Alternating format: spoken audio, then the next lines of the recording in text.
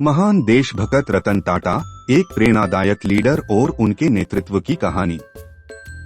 नमस्कार दोस्तों, आज हम बात करेंगे उस महान व्यक्ति की जिसने भारत को व्यापार की दुनिया में एक नई पहचान दिलाई। जी हाँ, हम बात कर रहे हैं रतन टाटा की। एक ऐसे प्रेरणादायक लीडर और प्रेरणा स्रोत थे जिनकी सोच और दूरदृष्टि ने टाटा ग्रुप को न केवल भारत में बल्कि पूरी दुनिया में एक विशाल साम्राज्य बनाया। रतन टाटा ने न केवल बिजनेस में कामयाबी हासिल की बल्कि समाज के प्रति अपनी जिम्मेदारी को भी समझा और बखूबी निभाया।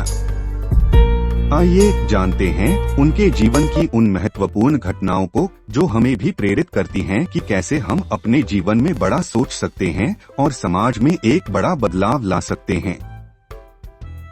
रतन टाटा का जन्म 28 दिसंबर 1937 को हुआ था। उन्होंने मुंबई के cathedral and John Connon school से अपनी प्रारंभिक शिक्षा प्राप्त की और फिर अमेरिका की कॉर्नेल यूनिवर्सिटी से आर्किटेक्चर और स्ट्रक्चरल इंजीनियरिंग में डिग्री ली। लेकिन क्या आप जानते हैं, एक समय ऐसा भी था जब उन्होंने एक सामान्य कर्मी की तरह काम करके अपनी यात्रा की शुरुआत की। जी हाँ, रतन टाटा ने टाटा स्टील कंपनी में शॉप फ्लोर पर काम किया अपने करियर की शुरुआत की थी।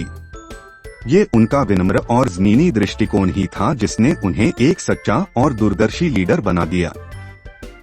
1991 में जब रतन टाटा ने JRD टाटा से कंपनी का नेतृत्व संभाला तो बहुत से लोग सोचते थे कि वो अपने पूर्वजों की तरह बड़ी सफलता हासिल नहीं कर पाएंगे। लेकिन रतन जो कि नाम से ही नहीं काम से भी रतन ही थे। टाटा ने सभी को गलत साबित कर दिया। उनके नेतृत्व में टाटा ग्रुप ने दुनिया की कई बड़ी कंपनियों का अधिग्रहण किया। उनमें से प्रमुख कंपनियां हैं Tetley tea, Jaguar land rover और कोरस स्टील। यह उनकी दूरदृष्टि थी जिसने टाटा ग्रुप को नमक से लेकर सॉफ्टवेयर व महंगी कार, डिफेंडर और ट्रक तक एक मल्टीनेशनल ब्रांड बना दिया। उन्होंने दिखाया कि अगर सोच बड़ी हो तो हम क्या नहीं कर सकते।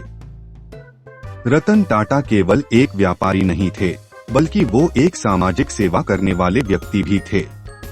उन्होंने टाटा ट्रस्ट के माध्यम से शिक्षा, स्वास्थ्य और गरीबी उन्मूलन के लिए बहुत ही महत्वपूर्ण काम किए हैं। रतन टाटा का मानना था कि व्यापार का असली उद्देश्य केवल लाभ कमाना ही नहीं है बल्कि समाज में बदलाव लाना है। रतन टाटा से जुड़ा एक ऐसा किस्सा है जो आज भी हर किसी के दिल को छू जाता है। 26/11 के मुंबई आतंकी हमले के दौरान टाटा समूह के मशहूर ताज होटल पर हमला हुआ था।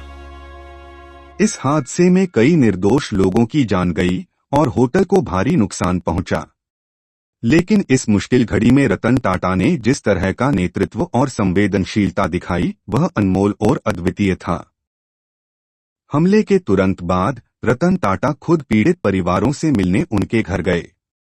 उन्होंने न सिर्फ अपने कर्मचारियों की मदद की बल्कि सड़क के किनारे छोटे विक्रेताओं और फुटपाथ पर रहने वाले लोगों की भी देखभाल की जो इस हमले से प्रभावित हुए थे। रतन टाटा ने सुनिश्चित किया कि हर एक व्यक्ति को कंपनी की ओर से पूरा समर्थन मिले, चाहे वह होटल का कर्मचारी हो या आसपास के इलाके का कोई साधारण नागरिक। रतन टाटा केवल एक महान उद्योगपति ही नहीं बल्कि एक संवेदनशील और दयालु इंसान भी थे। उनके लिए इंसानियत हमेशा पहले नंबर पर आती थी और यही वह गुण है जिसने उन्हें लाखों दिलों का राजा बना दिया। उनकी इस सोच के कारण उन्हें पद्म विभूषण जैसे कई बड़े बड़े पुरस्कारों से सम्मानित किया गया। रतन टाटा का जीवन जिससे हमें बहुत कुछ सीखने को मिलता है। नेतृत्व केवल पद या ताकत का नाम नहीं है बल्कि यह जिम्मेदारी, नैतिकता और दूरदर्शिता का मिश्रण है। उनके नेतृत्व में टाटा ग्रुप ने जो ऊंचाइयां छुई वो हमें बताती हैं कि अगर हम अपने कार्यों में ईमानदारी और समाज के प्रति सेवा का भाव रखें तो हमारी सफलता भी दूसरों के लिए प्रेरणादायक हो सकती है। रतन टाटा की यही सोच थी, सिर्फ बड़े सपने देखो नहीं, उन्हें हकीकत में बदलो। दुर्भाग्यवश 9 अक्टूबर 2024 को रतन टाटा ने 86 साल की उम्र में अंतिम सांस ली। उनकी इस महान यात्रा का अंत हमें याद दिलाता है कि उनका योगदान, उनकी सोच और उनकी नेतृत्व क्षमता हमेशा हमें प्रेरणा देती रहेंगी। उनका नाम हमेशा दुनिया के लोगों के दिलों में जिंदा रहेगा।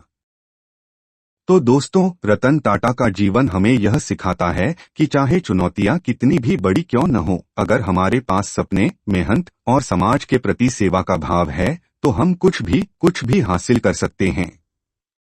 रतन टाटा हमारे लिए एक महान उदाहरण है कि कैसे व्यापारिक दुनिया में सफलता पाकर भी हम विनम्र और मानवीय बने रह सकते हैं। अगर आपको यह वीडियो प्रेरणादायक लगा हो तो लाइक करें, सब्सक्राइब करें और हाँ, शेयर करना न भूलें ताकि हम और भी ऐसी प्रेरणादायक कहानियां आपके लिए ला सकें। धन्यवाद दोस्तों, अगले वीडियो में फिर मिलेंगे। तब तक याद रखें, सपने देखो, मेहनत करो और हमेशा आगे बढ़ते रहो। आपके सपने जरूर साकार होंगे।